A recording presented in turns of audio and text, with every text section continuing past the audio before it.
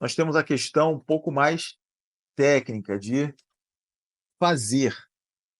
Não adianta a gente só ficar: orçamento familiar não funciona, orçamento, ai, que coisa chata. O Rui está ali falando de orçamento, orçamento, tem que orçar, tem que colocar no papel, tem que isso, tem que aquilo".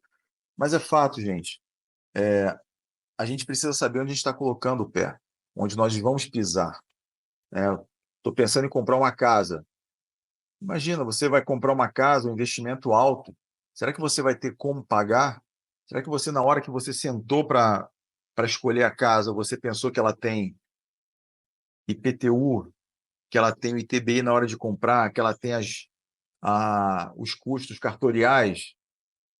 Tanto isso é verdade que tem bancos que já incluem esses custos dentro do próprio financiamento, porque ele sabe que muita gente esquece na hora de fazer o plano. Então ele já criou uma linha de crédito para já dar essa grana para a pessoa, né, e até para o ativo que ele está financiando não ficar com problemas. Então eu trouxe aqui uma definição geral, gente, para a gente só poder começar a aquecer as turbinas. Então o orçamento familiar é a ferramenta de controle, tá, de despesas de pessoas que vivem juntas e dividem gastos essenciais, necessários e supérfluos, além do objetivo de curto prazo, médio e longo prazo feitos em grupo, ou seja, o familiar fala de grupo, mas o familiar é precedido pelo orçamento individual. Então você tem que ter o teu orçamento também, para saber o quanto você pode contribuir com o orçamento familiar. E aí eu trouxe aqui aí já partindo para a parte prática da nossa palestra,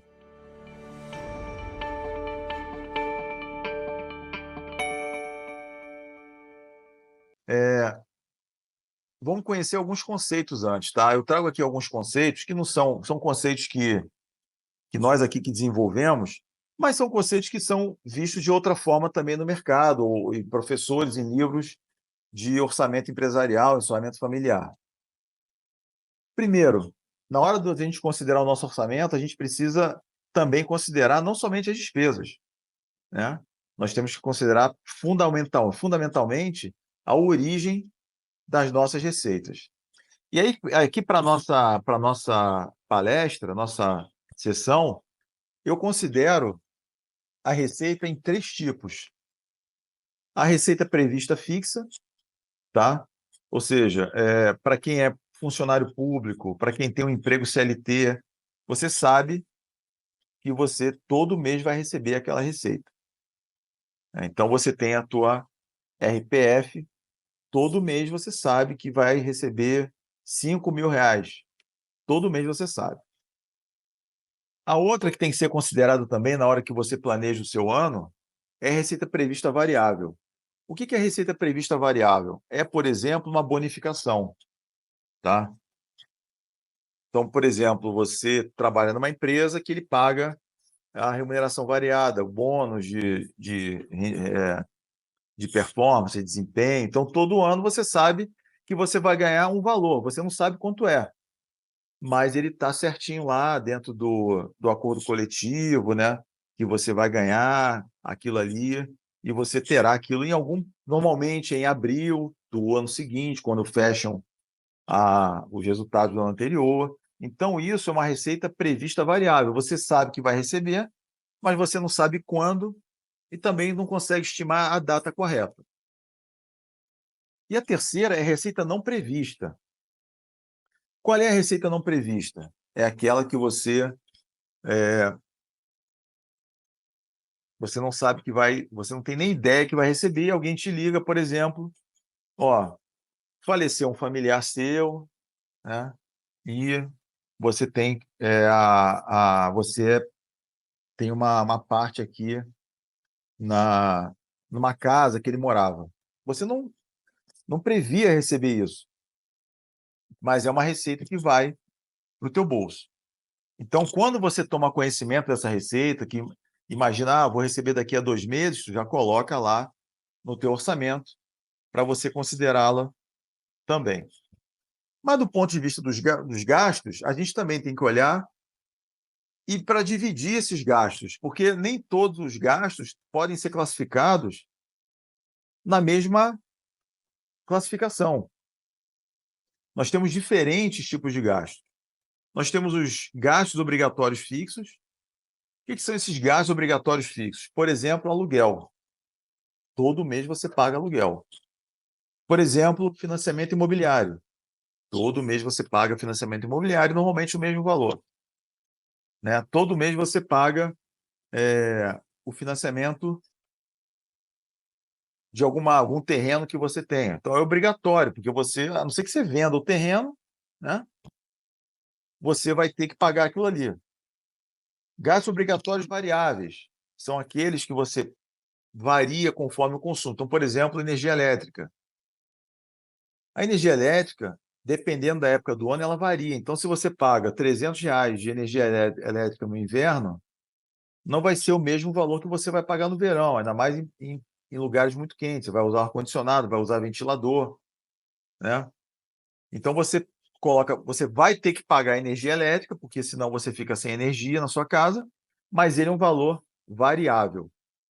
Tá? Então, assim, a escola, por exemplo, é um gasto obrigatório fixo, caso a pessoa tenha filhos, né? É obrigatório manter na escola. Agora, você também tem os gastos não obrigatórios fixos. O que são aqueles gastos não obrigatórios fixos? Por exemplo, a prestação do carro. Ele não é obrigatório, você pode vender o carro. Você está com o carro porque você quer, mas você pode vender o teu carro. Então, ele não é obrigatório, porque você pode desistir de ter carro. Ah, mas ô Rui, eu tenho que ter carro, porque senão... Não, você tem que ter, mas para uma conveniência sua, mas você não é obrigado a ter carro, né? Então, fica mais ou menos por aí. Outro gasto não obrigatório fixo, academia. Quando você entra numa academia de ginástica, você todo mês tem um valor fixo para pagar, mas ele não é obrigatório, porque você pode sair da academia, né? Então, quando você contrata a academia, ela também não é obrigatória para você ir. E quais são os gastos não obrigatórios variáveis? São aqueles que você, apesar de eles não serem obrigatórios, eles também variam, né? Então, por exemplo, outros tipos de aula que no mês varia conforme a quantidade de dias do mês. Tem meses que vai dar um pouco mais caro, um mês mais barato, mas isso você pode também cortar. Então, gente, o que eu quero mostrar aqui é que na hora que vocês classificam as suas despesas, vocês precisam identificar o que é obrigatório e o que não é. E por que é importante você fazer isso? Porque na hora em que você precisar fazer algum corte nas suas despesas, porque você teve alguma perda na receita ou porque alguma coisa pesou no teu dia a dia, você começa a cortar não a partir dos gastos obrigatórios fixos e variáveis, mas você começa a cortar a partir dos gastos não obrigatórios. Então, é isso que é importante. Então, lá na tela anterior, nós falamos da receita, então você também divide a receita entre receita prevista fixa, prevista variável e não prevista, e você também divide os teus gastos entre obrigatórios e não obrigatórios, fixos e variáveis. Aí eu quero perguntar aqui, quem quiser se manifestar, quantos de vocês têm orçamento e preenchem um orçamento todo mês? Eu comecei a fazer. Oi, Liliane, tudo bem? Boa noite. Tudo bem, Rui? Boa noite. Eu Tô comecei ótimo. a fazer Desde porque quando? eu vi que é essencial. Faz um mês. Eu estou Ah, fazendo uma consultoria financeira. Aí tem uma consultora que está acompanhando cada detalhe dos meus gastos. E hoje eu consigo ver que o problema é a saída do dinheiro, não a entrada. É a normalmente é isso. saída, tem que controlar tudo. O que eu comprar, se eu gastar R$ 1 agora, eu anoto. Aí agora eu não me perco, não. Então, isso a tua experiência é importante para compartilhar aqui, porque tem uma variável também importante nesse contexto, que são o que eu chamo de gastos fantasmas. O que são os gastos fantasmas? Tipo assim, vamos fazer um exemplo, pega, sei lá, R$ 100 na sexta-feira coloca no bolso R$ 100 e anota tudo que você faz com esses R$ 100, tá? Não estou dizendo se você vai gastar em débito depois, nada disso. Pega os R$ 100 e bota no bolso. Vai chegar no domingo à noite, você vai ter lá R$ 10 e mais umas moedas e você sequer sabe onde aquela grana foi. Então, o que a Liliane está falando sobre a saída é realmente o que impacta, porque assim, a receita a gente conhece, a gente sabe quanto a gente ganha, mas muitas vezes a gente não sabe onde a gente gasta, né? Eu digo, e assim, eu compartilho com vocês a minha experiência. Já no passado, eu não sabia muitas vezes. E eu sou um cara de área financeira, hein, gente? Né? Acostumado a fazer orçamento na empresa, auditar, checar, controlar, mas é aquela questão. Casa de ferreiro, espeto de pau. Fazia em casa, chegava, fazia um mês, dois, montava uma mega planilha toda indexada, com macro, com não sei o quê. Mas e aí? A rotina de você pegar todas as notas, registrar tudo e não sei o quê, né? Então, hoje, eu tenho orçamento, eu registro, né? Eu uso, por exemplo, quando você entra, eu tenho conta no Banco Itaú. No Banco Itaú, você tem lá um gerenciador que você vai, tudo que está no teu extrato você pode classificar, para que você depois tenha a noção do que é aquilo. Então, você hoje tem muitas coisas que são integradas com a conta corrente. Por exemplo, eu acho que tem o Conta Azul, tem uma versão gratuita do Conta Azul para pessoa física, que você consegue integrar com a tua conta, né? E melhorar e identificar onde você está gastando. E é rapidinho, você chega lá, clica, já classifica, é luz, água, padaria, mercado, você vai dizendo ali o que que você... E é rapidinho você vai fazendo aquilo, tipo, vai deitar à noite, em vez de ficar vendo celular, vendo coisas que talvez não tragam tanta produtividade, pega lá o teu extrato bancário e naquele dia tu já classifica rapidinho. 3 minutos você classifica os lançamentos do dia. Então, se você fizer isso todo dia, ao final do mês você terá a noção de onde foi o teu dinheiro, porque tanto a conta corrente, muitas das dados os bancos têm, quanto esses aplicativos te mostram em detalhes o que que aconteceu no teu mês. E agora, vamos trabalhar, hein, gente? Vamos trabalhar, que trabalhando é que a gente cresce. Bom, gente, isso aqui eu vou passar para vocês quando, logo assim que acabar, vou pedir para a Sara passar para vocês amanhã.